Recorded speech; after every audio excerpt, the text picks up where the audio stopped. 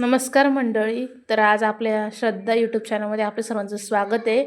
तर काल मी तुम्हाला तयार ब्लाऊजवरून तयार ब्लाऊजवरून माप कसं घ्यायचं हे सांगितलं होतं. तर आज मी तुम्हाला 28 साईजची पेपर कटिंग सांगणार आहे. तर मी अशा तयार ब्लाऊजवरूनच हे सगळं माप लिहून काढलेली आहे. तर आजच्या व्हिडिओमध्ये मी तुम्हाला तयार ब्लाऊजवरून माप घेऊन कटिंग कशी करायची आणि किती इंच त्याच्यामध्ये ॲड करायचं तर हे सांगणार आहे. तुम्हाला सगळ्यात पहिले मी माप समजून सांगते आपल्या व्हिडिओमध्ये. तर आपण आज मी ही अशी पेपर कटिंग तयार करून ठेवलेली असते.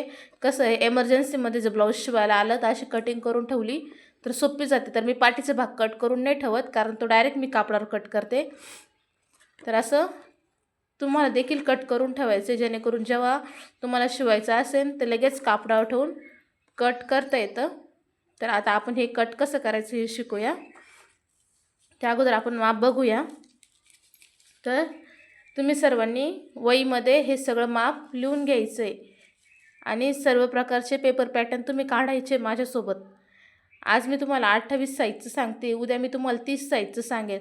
असं 28 ते 44पर्यंत आपण सगळे पेपर पॅटर्न आधी कटिंग करून घेणार आहे. त्यानंतर आपण कापडावर ठेवून मग कटिंग आणि स्टिचिंग करणार आहे. तुम्हाला असं वाटेल का ताई नुसते पॅटर्नच कटिंग करून दाखवत आहे, आम्हाला कपडा शिवून दाखवत नाही आहे, नुसतं पेपर पॅटर्नच काढायला लावत आहे. तर असं काहीच नाही आहे. कसं आहे, सगळ्यांचं माप काही सेम राहत नाही, सगळ्यांचं वेगळं वेगळं माप राहतं.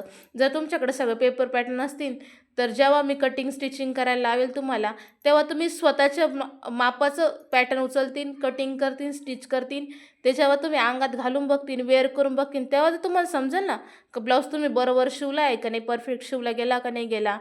जर तुम्ही नुसता 28 साईजचा ब्लाऊज पेपर कटिंग काढली, कटिंग केला, स्टिच केला, जर घालून बघायलाच कोण नाही तर तुम्हाला समजेल का तो ब्लाऊज फिटिंगला चांगला बसतो आहे का नाही बसत आहे. याकरता तुमच्याकडे सगळ्या प्रकारचे पेपर पॅटर्न पाहिजे, जेणेकरून तुम्ही त्यातलं तुमच्या मापाचं पेपर पॅटर्न कटिंग करू शकता. त्यामुळे आत्ता मी तुम्हाला 28 साईजचं सांगते आहे. तर व्हिडिओ शेवटपर्यंत बघा. जर आवडला तर लाईक आणि सबस्क्राईब करा. जे कोणी व्हिडिओ आपला नवीन बघत असतील त्यांनी आपले पहिले व्हिडिओ देखील बघून घ्या आपल्या चॅनलवरचे, त्यात सविस्तर सगळी माहिती दिलेली आहे. तर चला आता व्हिडिओ सुरू करूया. तर 28 साईजचं ब्लाऊज आहे. आता काल आपण छातीचं माप कसं मोजायचं हे तर सांगितलंच होतं. तर आज 28चा चौथा भाग. आता ते गुणाकार भागाकार हे तुम्हाला सर्वांना अवघड वाटेल, तर मी आज तुम्हाला सोपी पद्धत सांगते का 28चा चौथा भाग कसा करायचा. तर ह्या टोकापासून तर 28पर्यंत टेप मोजायचा. बघा कुठं येते आपला 28, हे बघा इथे. तर हे असा टेप आहे ना, तो असा 2 पदरी करायचा 28पर्यंत. हे बघा असा 2 पदरी करायचा. नंतर परत हे बघा तुम्हाला दाखवते मी. असा 2 पदरी करायचा, परत याचा अजून एकदा फोल्ड करायचा आहे बघा असा. हे इकडचं टोक असंच ठेवायचं, बरोबर. हे बघा किती निघतं आहे बघा. इथे येतं बघा 7 इंच, म्हणजे 28चा हा चौथा भाग झाला. आलं लक्षात. गुणाकार भागाकार हा अवघड वाटतो का 28चा चौथा भाग कसा काढायचा. तर सरळ टेप 28पर्यंत घ्यायचा, डबल फोल्ड करायचा, पुन्हा एकदा फोल्ड करायचा आहे बघा. 4 भागात असं डिवाईड करायचा. किती सोपी पद्धत आहे, इतक्यात म्हणजे काहीच अवघड वाटणार नाही. तर बघा हे छातीचं पूर्ण माप निघलं आपलं. 28 साईजचं किती निघलं, 7 इंच निघलं. आता याच्यामध्ये आपल्याला शिलाई मार्जिन ॲड करायची राहते. आता तुम्हाला शिलाई मार्जिन सांगते. शिलाई मार्जिन याच्यासाठी ॲड करतो आपण. तर ही बघा, ही असते ही जी असते ही ब्लाऊजची एक्स्ट्रा टिपा, याला शिलाई मार्जिन म्हणतात. तर आपण याच्यासाठी 1.5 इंच घेतो. तर कोणी 1.5 इंच घेतं, कोणी 2 इंच घेतं. तर तुम्ही तुमच्या इच्छेनुसार घेऊ शकता. तुम्हाला जर असं वाटलं, आता तुम्ही कसं शिवणारे नवीन आहे तर तुम्हाला कमी जास्त टिप दाबायमध्ये होऊ शकते, तर तुम्ही 2 इंच देखील घेऊ शकता. तर मी इथे 1.5 इंच घेणार आहे. जर तुम्हाला वाटलं तर तुम्ही अर्धा इंच एक्स्ट्रा घ्या. तर आपल्याला छातीच्या मापामध्ये 1.5 इंच ॲड करायचं आहे. मग ते किती होईल, 8.5 इंच. जर तुम्ही 2 इंच ॲड केलं तर ते 9 इंच होईल. तर जेव्हा मी छातीचं माप दाखवेल तुम्हाला टाकायचं तेव्हा. त्यानंतर कमरेचा चौथा भाग घ्यायचा आहे.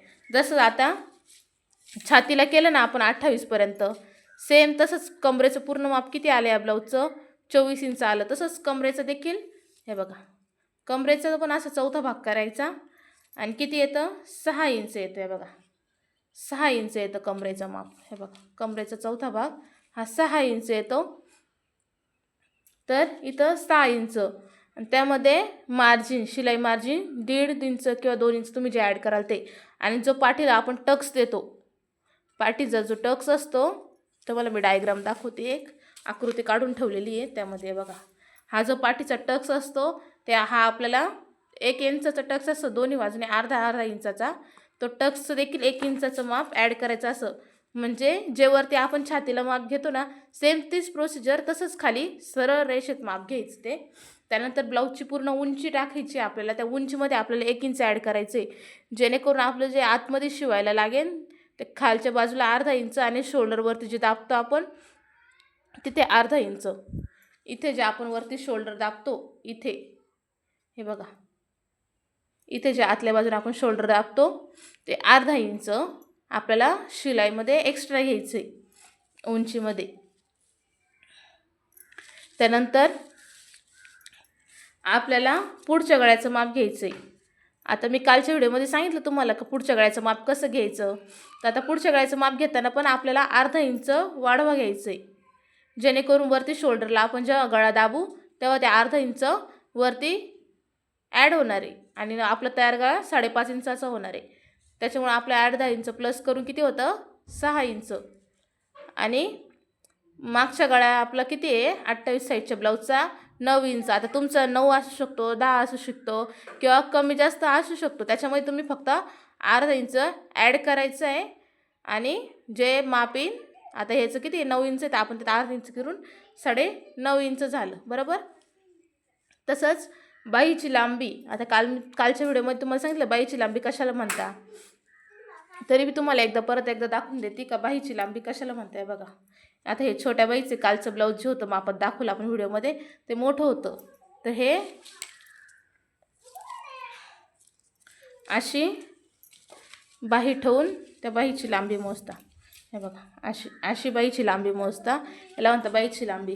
तर आपण इथं बाहीची लांबी 4 इंच घेतली आहे, त्यात प्लस 1 इंच करायचं, जेणेकरून शिलाईला आणि वरती बाही दाबायला 1 इंच लागतं, ते 5 इंच येतं पूर्ण. नंतर बाईचा दंडघेर, आता कालच्या व्हिडिओतून दाखवलं दंडघेर कसं मोजता. तर त्या ब्लाऊजचा दंडघेर किती आला आहे 4.5 इंच, त्यात आपल्याला 1.5 इंच ॲड करायचं आहे. आणि नंतर त्याची बेरीज करून किती होतं हे 6 इंच. आणि आपल्याला कटिंग करताना ब्लाऊजचं पूर्ण शोल्डर हे 5 इंचचं घ्यायचं आहे. पूर्ण शोल्डर आपल्याला 5 इंच घ्यायचं आहे. मग त्याच्यातून तयार शोल्डर आपलं किती येतं, हे तयार शोल्डर हे 2.5 इंच येतं आपलं. आणि पुढं जे माप लागतं अजून आपल्याला ते गळारुंदीसाठी वापरलं जातं, ते मी तुम्हाला कटिंगमध्ये सविस्तर दाखवेल. त्या शोल्डरच्या मापामध्ये आपल्याला अर्धा इंच ॲड करायचं आहे.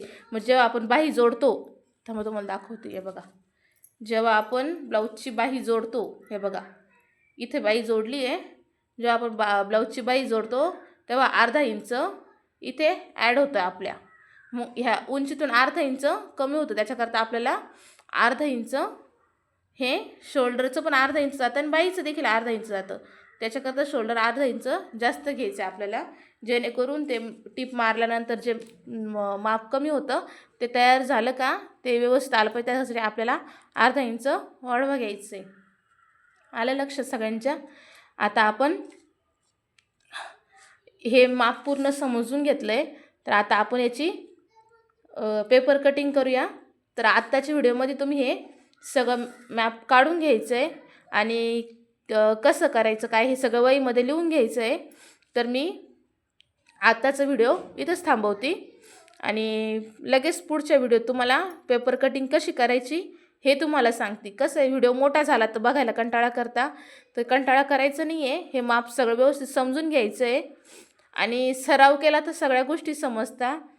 जर हे माप तुम्हाला समजलं असेल तर मला कमेंट करून हो सांगा. नसेल समजलं तरी मला कमेंट करून सांगा का ताई मला समजलं नाही आहे, मी पुन्हा तुम्हाला समजून सांगेल. तर आता हे पूर्ण तुम्ही तुमच्या वहीमध्ये नोट करून घ्यायचं आहे. आलं? तर जर तुम्हाला माझा व्हिडिओ आवडला, काही माहितीचा वाटला, तर मला लाईक करा, सबस्क्राईब करा आणि असेच आपले सगळे व्हिडिओ बघत चला. धन्यवाद.